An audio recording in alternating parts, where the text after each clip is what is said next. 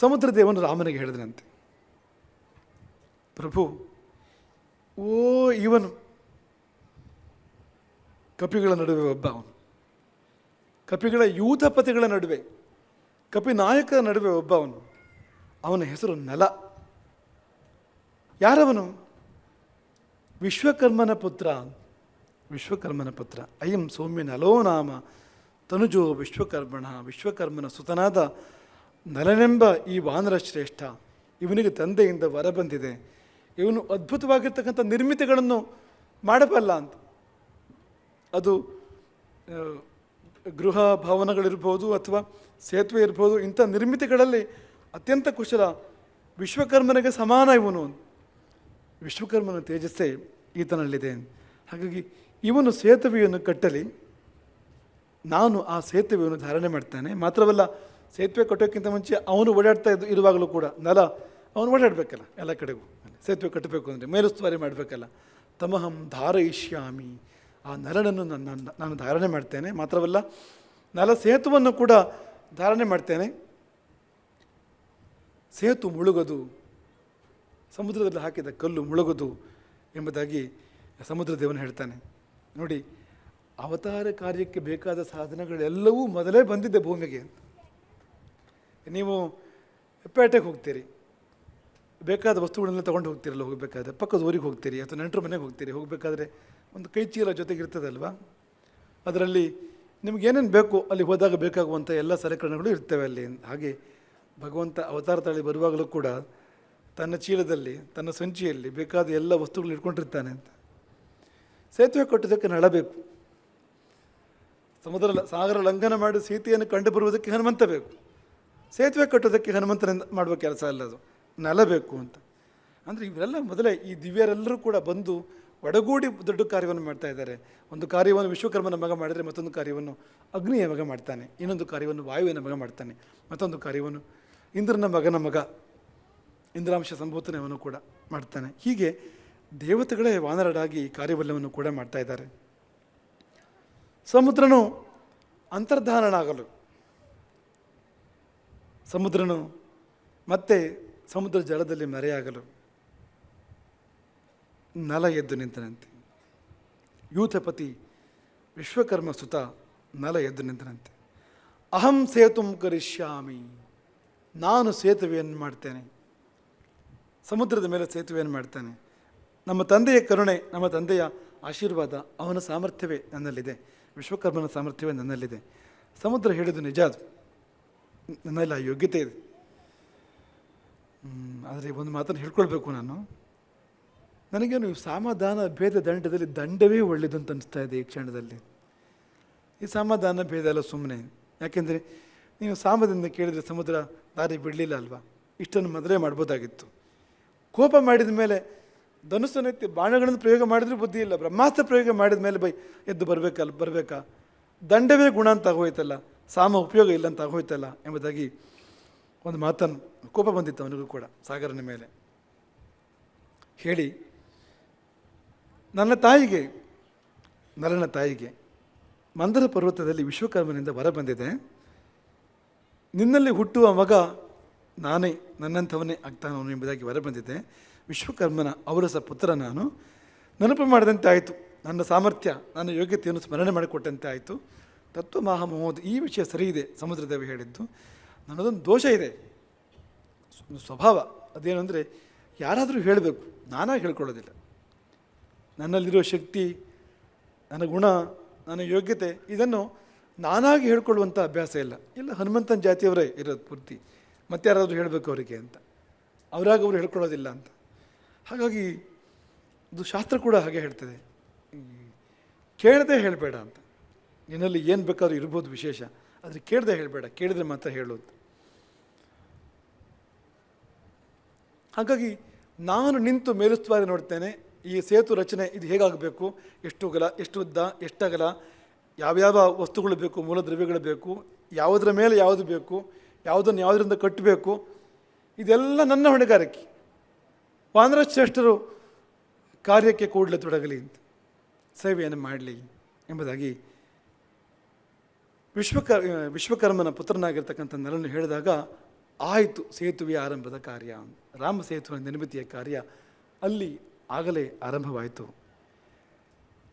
ಕಪಿ ಯೂಥಪತಿಗಳು ಮಹಾರಣ್ಯಗಳನ್ನು ಪ್ರವೇಶ ಮಾಡ್ತಾರೆ ಮರಗಳನ್ನು ತರುವ ಸಲುವಾಗಿ. ಮೊದಲು ಮರಗಳು ಮತ್ತು ಬಂಡೆ, ಹೀಗೆಲ್ಲ ಕ್ರಮ ಇದೆ ಅದಕ್ಕೆ. ಹಾಗಾಗಿ ನರನ ಸೂಚನೆಯ ಮೇರೆಗೆ ಸೇತುವಿನ ನಿರ್ಮಿತಿಯ ಸಲುವಾಗಿ ಮರಗಳನ್ನು, ಪರ್ವತ ಶಿಖರಗಳನ್ನು, ಬಂಡೆಗಳನ್ನು, ಹೀಗೆ ಬೇರೆ ಬೇರೆ ಬೇಕಾಗಿರ್ತಕ್ಕಂಥ ವಸ್ತು ಜಾತವನ್ನು ತರಲಿಕ್ಕೆ ಕಪಿಗಳೆಲ್ಲರೂ ಮುಂದಾಗಿದ್ದಾರೆ. ಇಡೀ ಒಂದು ರೀತಿಯ ಒಂದು ಹಬ್ಬದ ವಾತಾವರಣ ಅಲ್ಲಿ. ಎಲ್ಲ ಕಪಿಗಳು ಆ ಕಡೆ ಈ ಕಡೆ ಹೋಗ್ತಾ ಇದ್ದಾರೆ. ಯಾರೋ ಒಬ್ಬ ಬಂಡೆ ತರ್ತಾ ಇದ್ದಾನೆ, ಯಾರೋ ಒಬ್ಬ ಮರ ತರ್ತಾ ಇದ್ದಾನೆ, ಇನ್ಯಾರೋ ಒಬ್ಬ ಪರ್ವತ ಶಿಖರವನ್ನು ಎತ್ಕೊಂಡ್ಬಂದಿದ್ದಾನೆ, ಮತ್ತು ಯಾರೋ ಒಬ್ಬ ಇನ್ಯಾರೋ ಕೆಲಸ ಮಾಡ್ತಾ ಇದ್ದಾನೆ. ಹೀಗೆ ಎಲ್ಲ ಕಪಿಗಳು ರಾಮ ಸೇವೆಯಲ್ಲಿ ಮುಳುಗಿದ್ದಾರೆ, ತನ್ಮಯರಾಗಿದ್ದಾರೆ. ಈ ಸಮಯದಲ್ಲಿ ನಮಗೆ ಹಿಂದಿಯ ಒಂದು ಪದ ತುಂಬ ಸುಂದರವಾಗಿದೆ, ಅದು ನೆನಪಾಗ್ತದೆ. ಹೇಗಿರ್ಬೋದು ವಾತಾವರಣ ಅಲ್ಲಿ ದಕ್ಷಿಣ ಸಮುದ್ರದ ತೀರದಲ್ಲಿ? ಅಂದರೆ ಮುಖು ಮೇಹೋ ರಾಮನಾಮ್, ರಾಮ ಸೇವಾ ಹಾತ್ ಮೇ. ಮುಖು ಮೇಹೋ ರಾಮನಾಮ್, ಬಾಯಲ್ಲಿ ರಾಮನಾಮ, ಕೈಯಲ್ಲಿ ರಾಮ ಸೇವೆ, ಅಂತರಂಗದಲ್ಲಿ ರಾಮನ ದಿವ್ಯ ಮೂರ್ತಿ. 3 ಸ್ಥಾನಗಳಲ್ಲಿ ರಾಮನೇ. ಹೃದಯದಲ್ಲಿ ರಾಮನ ಮೂರ್ತಿ, ಮನಸ್ಸಿನಲ್ಲಿ ರಾಮನ ಮೂರ್ತಿ. ಮನಸ್ಸು, ಮಾತು, ಕೃತಿ. ಮನಸ್ಸಿನಲ್ಲಿ ರಾಮನ ಮೂರ್ತಿ, ಮಾತಿನಲ್ಲಿ ರಾಮನ ನಾಮ, ಕೈಯಲ್ಲಿ ರಾಮನ ಸೇವೆ. ಮುಖ ಮೇಹೋ ರಾಮನಾಮ್, ರಾಮ ಸೇವಾ ಹಾತ್ ಮೇ. ತೂ ಅಕೇಲಾ ನಹಿ ಪ್ಯಾರೆ, ರಾಮ ತೇರೆ ಸಾತ್ ಮೇ. ಅಲ್ಲಿ ಕಪಿಗಳು ಗುಂಪು ಗುಂಪಾಗಿ ಕೆಲವು ಸಾಹಸಗಳನ್ನು ಮಾಡ್ತಾ ಇರ್ಬೋದು. ಪಾಪ ಯಾರೋ ಕೆಲವರಿಗೆ ಒಡನಾಡುಗಳು ಇಲ್ಲದೆ ಇರ್ಬೋದು. ಒಬ್ಬಂಟಿಯಾಗಿ ಹೋಗಿ ಏನೋ ಸಣ್ಣ ಕೆಲಸ ಅವರು ಮಾಡ್ತಾ ಇರ್ಬೋದು. ಅವರಿಗೆ ಹೇಳುವ ಮಾತು ಇದು, ತೂ ಅಕೇಲಾ ನಹಿ ಪ್ಯಾರೆ. ಇಷ್ಟು ದೊಡ್ಡ ಗುಂಪು ಕೆಲಸ ಮಾಡುವಾಗ ಯಾರೋ ಕೆಲವರಿಗೆ ಒಂಟಿತನೂ ಬಾಧಿಸ್ಬೋದು. ರಾಮ ತೇರೆ ಸಾತ್ ಮೇ. ಈ ಪದವನ್ನು ನಾವೆಲ್ಲ, ಇಡೀ ಸಭೆ ನಾವೆಲ್ಲರೂ ಇದನ್ನು ಹೇಳಿಕೊಂಡು ಮತ್ತೆ ರಾಮ ಸೇತುವನ್ನು ಕಟ್ಟೋಣ. ಸೀತಾರಾಮ್ ಸೀತಾರಾಮ್ ಸೀತಾರಾಮ್ ಸೀತಾರಾಮ್ ಸೀತಾರಾಮ್ ಸೀತಾರಾಮ್ ಸೀತಾರಾಮ್ ಸೀತಾರಾಮ್ ಸೀತಾರಾಮ್ ಸೀತಾರಾಮ್ ಸೀತಾರಾಮ್ ಸೀತಾರಾಮ್ सीताराम सीताराम सीताराम कहिए. सीताराम सीताराम सीताराम कहिए. सीताराम सीताराम सीताराम कहिए. सीताराम सीताराम सीताराम कहिए. जाहि विधि राखे राम ताहि विधि रहिए. जाहि विधि राखे राम ताहि विधि रहिए. जाहि विधि राखे राम ताहि विधि रहिए. जाहि विधि राखे राम ताहि विधि रहिए. सीताराम सीताराम.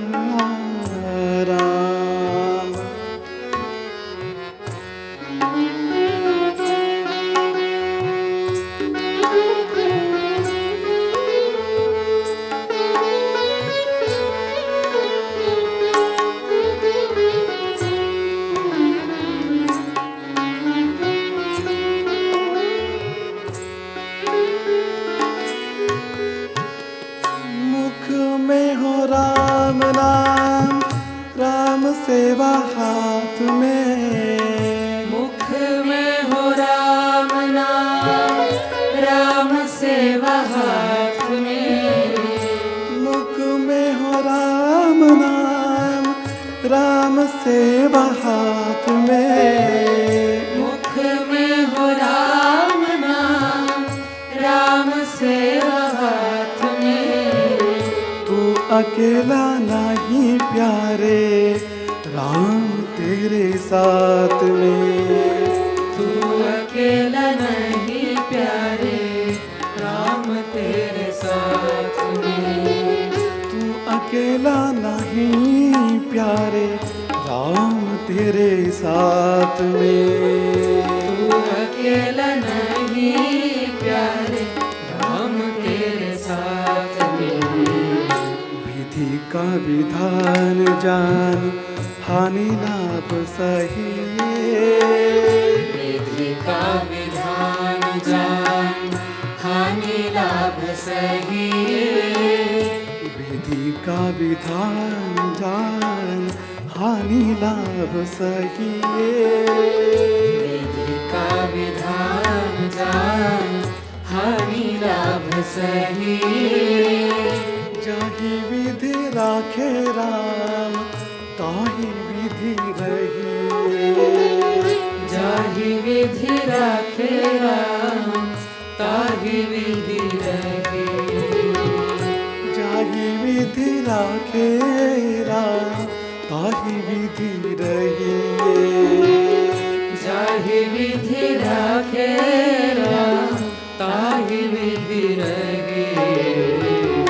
सीताराम सीताराम सीताराम कहिए।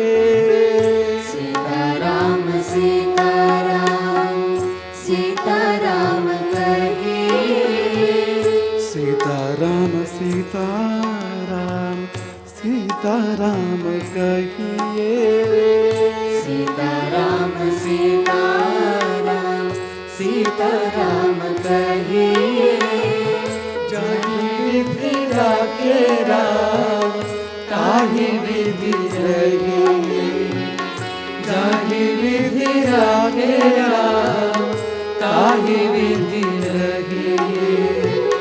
जाहि विधि राखे राम, ताहि विधि रही।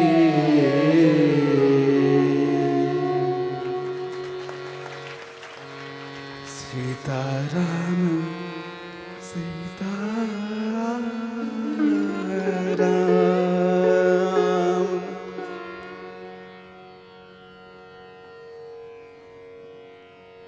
ಬದುಕಿನ ಬುದ್ಧಿಯೇ ಇದೆ ಈ ಒಂದು ಪದದಲ್ಲಿ. ಜಾಹಿ ವಿಧಿ ರಾಖೆ ರಾಮ್, ತಾಹಿ ವಿಧಿ ರಹಿಯೇ. ರಾಮನು ಹೇಗಿಡುತ್ತಾನೋ ಹಾಗಿಡು ಅಂತ, ಹಾಗಿರು ಅಂತ. ಜಾಹಿ ವಿಧಿ ಯಾವ ರೀತಿ, ಜಾಹಿ ಯಾವ ವಿಧಿ ರೀತಿ, ಜಾಹಿ ವಿಧಿ ರಾಖೆ ರಾಮ್, ಯಾವ ರೀತಿಯಲ್ಲಿ ರಾಮನು ನಮ್ಮನ್ನು ಇಟ್ಟಿದ್ದಾನೋ, ತಾಹಿ ವಿಧಿ ರಹಿಯೇ, ಆ ರೀತಿಯಲ್ಲಿರು. ಅಸಮಾಧಾನ ಮಾಡ್ಕೋಬೇಡ, ಕೋಪ ಬೇಸರ ಅತೃಪ್ತಿ ಬೇಡ. ಹೇಗಿಟ್ಟಿದ್ದಾನೋ ಹಾಗಿರು. ಮುಖದಲ್ಲಿ ಮಾತ್ರ ಸೀತಾರಾಮ್ ಸೀತಾರಾಮ್ ಸೀತಾರಾಮ್ ಅವನ ನಾಮ ಬರಲಿ, ಕೈಯಲ್ಲಿ ಅವನ ಸೇವೆ. ಮುಖ ಮೇ ಹೋ ರಾಮ ನಾಮ್, ರಾಮ ಸೇವಾ ಹಾಥ ಮೇ. ತೂ ಅಕೇಲಾ ನಹಿ ಪ್ಯಾರೆ, ರಾಮ ತೇರೆ ಸಾಥ ಮೇ. ವಿಧಿ ಕಾ ವಿಧಾನ ಜಾನ್, ಹಾನಿ ಲಾಭ ಸಹಿಯೇ. ಹಾನಿಯೋ ಲಾಭವೋ ವಿಧಿಯ ವಿಧಾನ ಅದು, ಸ್ವೀಕರಿಸು, ಬದುಕನ್ನು ಮಾಡು. ಈ ಪದ ಯಾರ ಬಾಯಲ್ಲಿ ಬೇಡ ಹೃದಯದಲ್ಲಿ ಇರ್ತದೋ ಅಂಥವನಿಗೆ ಜೀವನದಲ್ಲಿ ನೋವಿಲ್ಲ. ಅಂಥವನು ಪರಮಶಾಂತಿಯ ಜೀವನವನ್ನು ಮಾಡ್ತಾನೆ. ಅದ್ಭುತವಾಗಿರ್ತಕ್ಕಂಥ ಒಂದು ಪದ. ನಾವು ಇಲ್ಲಿ ರಾಜಸ್ಥಾನದಲ್ಲಿ ಈ ಪದವನ್ನು ಒಂದು ಅಜ್ಜಿಯ ಬಾಯಲ್ಲಿ ಕೇಳಿದೆವು. ತುಂಬ ಜನಪ್ರಿಯವಾಗಿರ್ತಕ್ಕಂಥ ಒಂದು ಪದ. ಆ ಇಡೀ ಹಿಂದಿ ಭೂಮಿಯಲ್ಲೆಲ್ಲ ಕಡೆಗೂ ಈ ಪದ ತುಂಬ ಪ್ರಚಲಿತವಾಗಿರ್ತಕ್ಕಂಥದ್ದು. ಬಳಿಕ ಈ ರಾಗದಲ್ಲಿ ಕೇಳಿದ್ವು. ಏಕಃ ಸ್ವಾದು ನಭುಂಜೀತ, ಸಿಹಿಯನ್ನು ಒಬ್ಬನೇ ತಿನ್ನಬಾರ್ದು, ಹಂಚಿ ತಿನ್ನಬೇಕು. ಹಾಗಾಗಿ ಅಲ್ಲೆಲ್ಲೋ ಸಿಕ್ಕಿದ್ದನ್ನು ತಂದು ನಿಮ್ಮ ಮಧ್ಯೆ ಹಂಚಿದ್ದೇವೆ.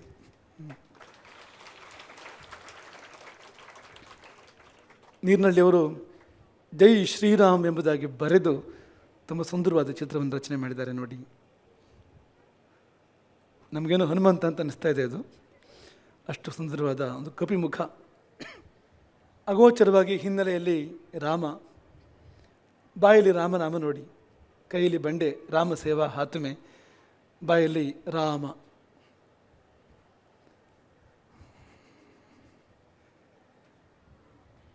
ಮೊಟ್ಟ ಮೊದಲು ತಂದದ್ದು ಮಹಾವೃಕ್ಷಗಳನ್ನು. ತೇ ನಗಾನ್ನಗ ಸಂಕಾಶಾಹ ಶಾಖಾ ಮೃಗ ಗಣಶ್ಚಭಾಹ.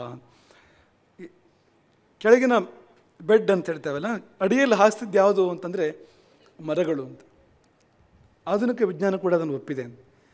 ರಾಮಸೇತುವಿನ ಅಡಿಭಾಗದಿಂದ ಅದನ್ನು ಕಾರ್ಬನ್ ಡೇಟಿಂಗ್ ಎಲ್ಲ ಮಾಡ್ತಾರಲ್ಲ ಇವತ್ತಿನ ಕಾಲದಲ್ಲಿ, ಮಾಡಿದಾಗ ಆ ಮರಳು ಆ ಭಾಗ ನೋಡಿದಾಗ ಅದು ಮರಗಳಿಂದ ನಿರ್ಮಿತವಾಗಿದ್ದು ಅನ್ನೋದನ್ನು ಆಧುನಿಕ ವಿಜ್ಞಾನ ಕೂಡ ಒಪ್ಪಿದೆ ಅಂತ.